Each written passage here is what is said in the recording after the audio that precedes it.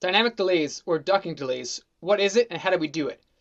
In this track right here, I have a vocal with a delay on it. And right now the delay is happening equally the whole time, meaning the effect is not changing or going up or down dynamically when the vocal is happening, which is something that you would usually do when you're mixing a track. You'd automate the delays so that it's not the same effect on the whole song. You want it to pop out and be lesser in certain spots.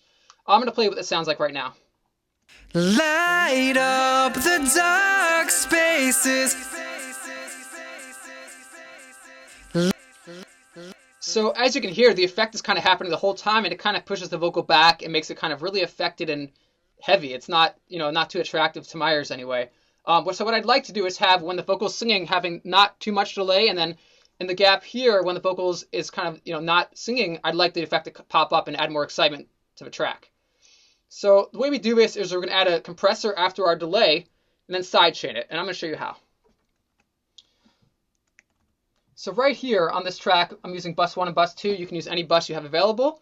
I have an Echo Boy delay, but again, you can use whatever delay you'd like. I'm set to quarter notes, and you could set it however you like. Have fun with it.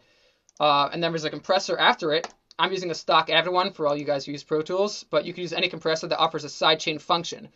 You can see here I had this key selected, which means that the sidechain is on.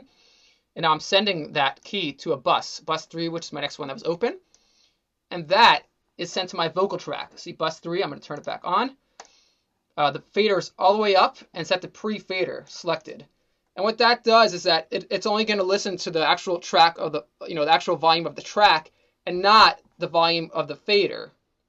So it's called pre-fader, meaning it's only listening to the actual volume of the track, how it was recorded. However low and how soft it is, that's how loud, and that's how much the effect is going to trigger it. So let's check out the compressor settings.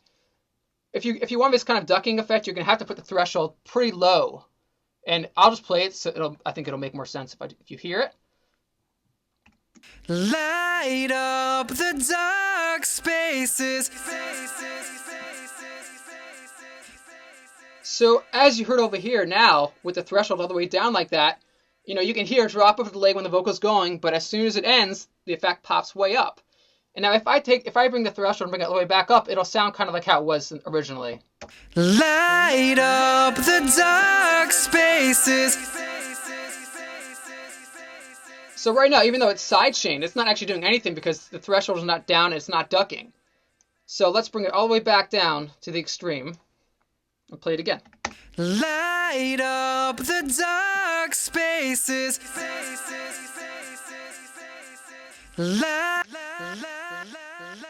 And you can also mess with the attack and ratio and release, as far as how smooth you want it to sound.